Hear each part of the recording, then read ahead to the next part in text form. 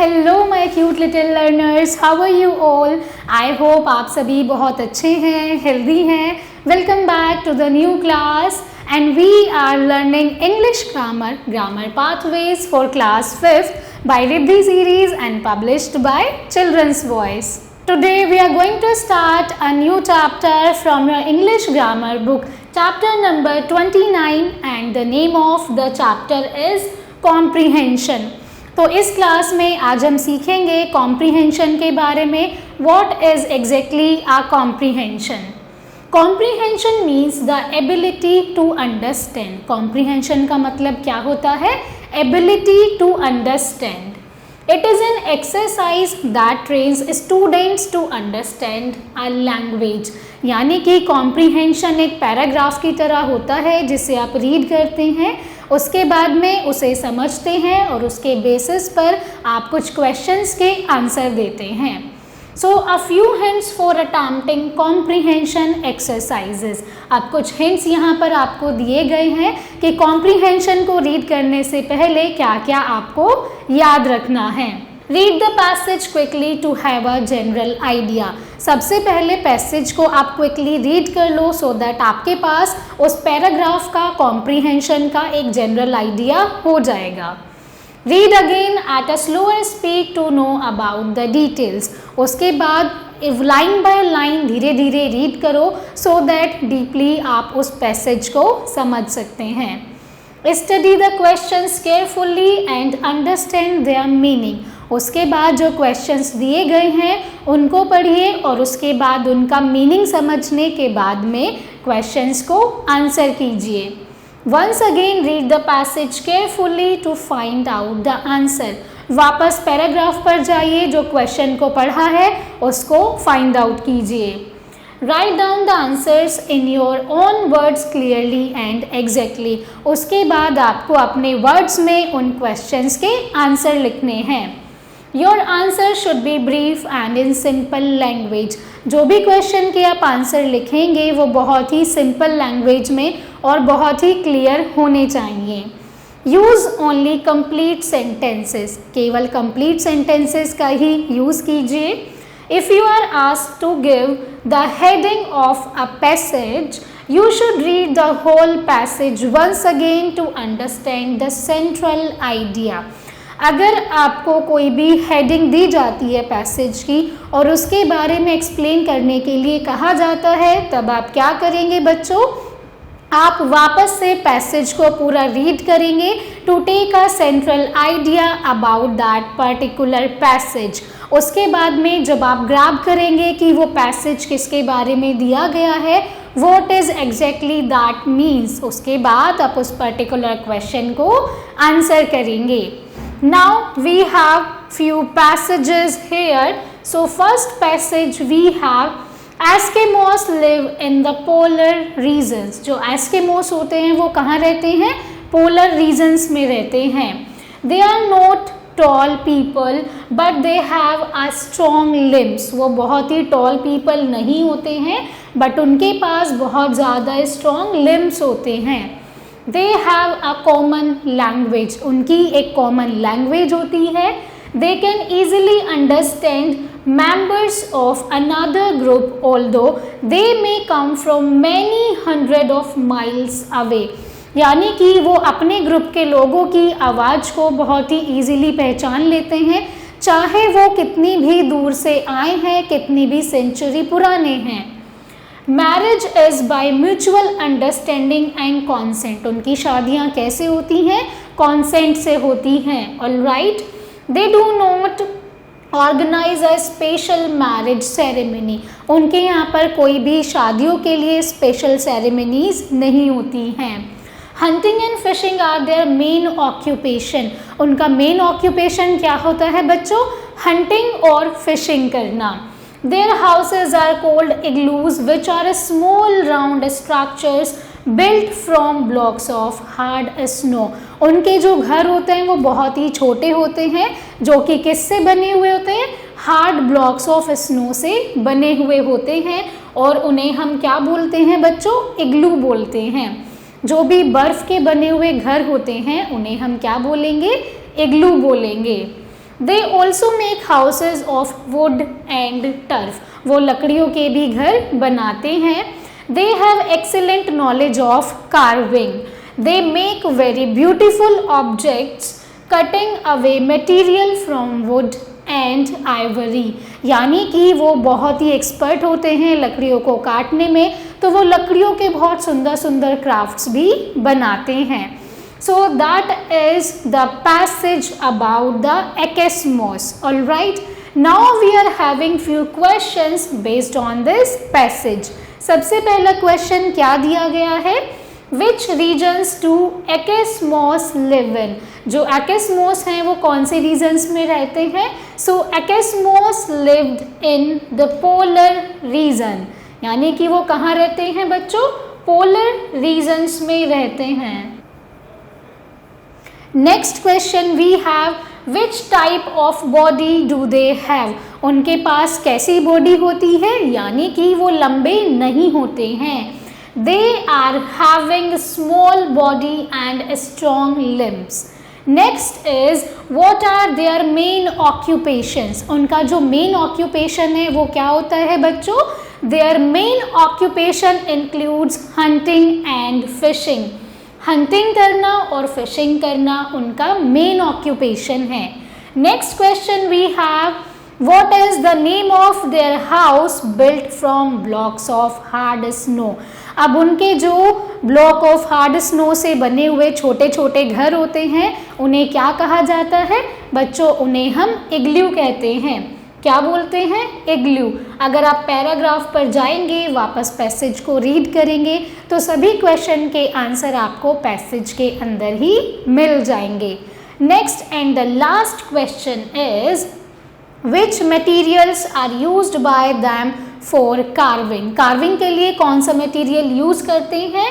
दे use, यानी कि वो वुड और आइवरी मटेरियल को यूज करते हैं। आई होप मेरे प्यारे बच्चों, you all have understood this passage very well. Moving to the next one. Next passage we have, the Himalayas are the mountain ranges along the border of India and Tibet. अब जो हमारे पास हिमालय है, वो जो mountain है वो कौन सी कंट्री के रेंज के बीच में आता है? इंडिया और तिब्बत के बीच में। It extends over a distance of about 2400 kilometre.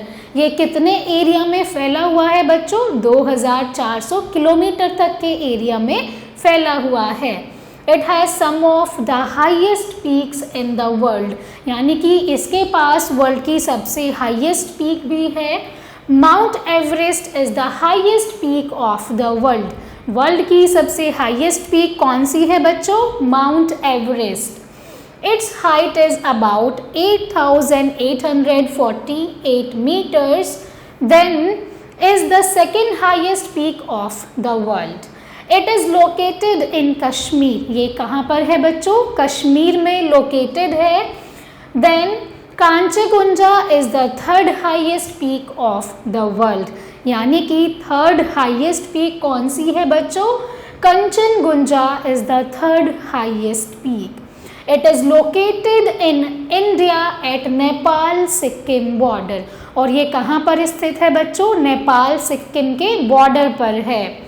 The mountains provide rainwater for the plains by stopping moisture bearing clouds. और ये जो mountains है वो रेन वाटर प्रोवाइड करते हैं for the plain areas by stopping moisture bearing clouds.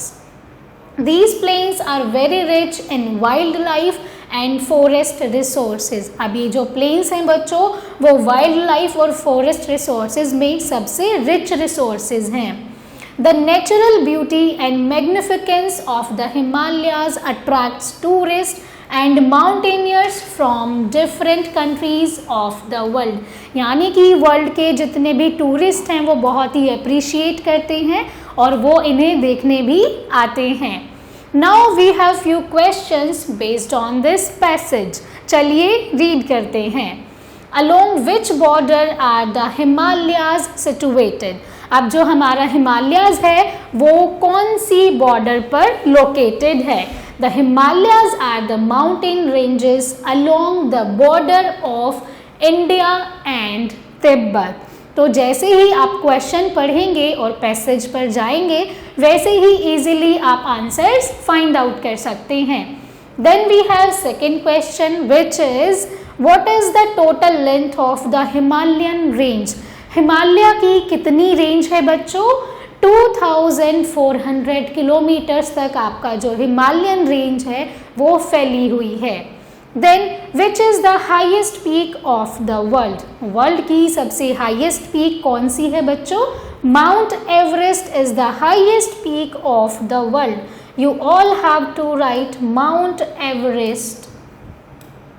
Then we have name the second and the third highest peaks of the world. इस question में आपको वर्ल्ड की second highest and third highest peaks के name बताने हैं। Passage पर जाइए, read कीजिए, आपको खुद से ही आंसर मिल जाएंगे। Then we have last question which is what attracts tourists and mountaineers from different countries of the world। जितने भी डिफरेंट वर्ल्ड से जो भी टूरिस्ट आते हैं, जो भी माउंटेन पर चढ़ने आते हैं, उन्हें क्या अट्रैक्ट करता है? इस क्वेश्चन का आंसर भी आपके पैसेज में गिवन है। So these two questions you all have to find by your own and you all have to write in your notebooks. Moving ahead we are having another passage which is in a small village lived an village astrologer। यानी कि एक छोटे गांव में एक astrologer रहता था। The innocent villager came to him to have their fortune told। यानी कि फिर एक गांव का एक इनोसेंट व्यक्ति उसके पास जाता है। The astrologer charged a heavy fee and made a lot of money। लेकिन वो जो एस्ट्रोलॉजर है वो बहुत ज़्यादा पैसों की डिमांड करता है और बहुत सारे पैसे जमा कर लेता है।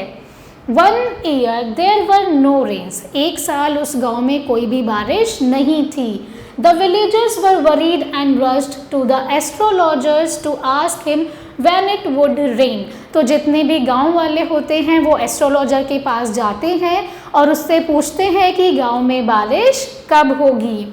The astrologer told the headman. अब एस्ट्रोलॉजर ने हेडमैन यानी कि गांव में कौन होते हैं बच्चों? मुखिया होते हैं। तो एस्ट्रोलॉजर ने मुखिया को बताया टुमारो यानी कि बारिश कब होगी? कल होगी। The headman paid him and went back happy.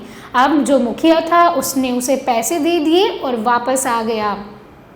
He told the villagers what the astrologer had told him। अब मुखिया ने गांव वालों को वही बताया जो कि उसे एस्ट्रोलॉजर ने बताया था। The next day it did not rain। लेकिन अगले दिन बारिश नहीं हुई। The angry villagers rushed to the astrologer's house and threatened him। अब जितने भी गांव वाले थे वो एस्ट्रोलॉजर के घर पर जाते हैं और उसे चेतावनी देते हैं। Now just then the headman came running and said that his fields were damp। जब ही मुखिया आता है और सभी को बताता है कि उसके खेत भरे हुए हैं। Everyone apologized to the astrologer। फिर सभी क्या करते हैं? उस ज्योतिष से माफ़ी मांगते हैं। Before he could say anything, इससे पहले वह कुछ कह पाता, the astrologer's wife said, उसकी पत्नी ने कहा, don't promise anything now। अब कोई भी वादा मत करना। My back is hurting from drawing water and watering the headman's field। यानी कि मेरी कमर बहुत दर्द कर रही है मुखिया के खेत में पानी देते देते। The astrologer realized what would happen and ran away from there। फिर एस्ट्रोलॉजर ने यानी कि रियलाइज़ करा अब क्या होने वाला है, क्योंकि गांव वाले उसके साथ बहुत बुरा करेंगे, इसलिए वो वहाँ से भाग जाता है। So this was a very interesting passage everyone. चलिए अब हम क्वेश्चंस पर आते हैं। Circle the correct options. अब इस पैसेज के बेस पर आपको कुछ MCQ क्वेश्चंस दिए गए हैं। So first question is, the astrologer fooled the villagers because they were poor or ignorant। यानी कि जो एस्ट्रोलॉजर्स था वो गांव वालों को मूर्ख बनाता था क्योंकि वे पुअर थे या फिर इग्नोरेंट थे? वो बहुत ही पुअर थे। Now when it did not rain as the astrologer had predicted, the villagers threatened or thrashed him. यानी कि जब एस्ट्रोलॉजर ने कहा था कि अगले दिन बारिश होगी लेकिन बारिश नहीं हुई थी, तो गांव वालों ने क्या किया? उसे थ्रेटन किया था, यानी कि उसे धमकी दी थी। द हेडमैन्स फील्ड वर ड्राई और डैम्प।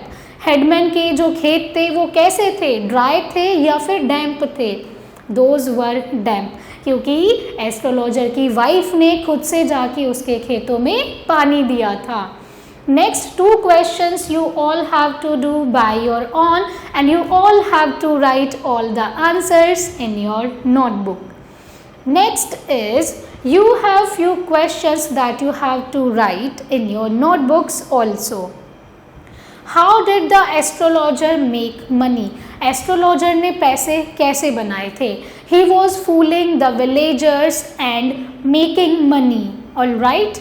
Why were the villagers worried? जितने भी गांव वाले थे बच्चों, वो क्यों परेशान थे? क्योंकि बारिश नहीं हो रही थी और उनके जो खेत थे वो सूखे हुए थे। तो आप सभी पैसेज पर जाएंगे और वहाँ से आप आंसर को टिक करेंगे। Next question, how did the fields get damp? यानी कि जितने भी खेत थे वो कैसे भर गए थे? क्योंकि एस्ट्रोलॉजर की वाइफ ने खुद से हेडमैन के खेत को पानी दिया था। पैसेज पर जाइए, रीड कीजिए और क्वेश्चंस को अपनी बुक में फिल कीजिए। आई होप मेरे प्यारे बच्चों that was a very interesting chapter, you all have enjoyed a lot. That's all for today's class. I hope you enjoyed it. Thank you so much for watching and learning with me. I will see you all in the next class. Till then, keep learning and keep practicing.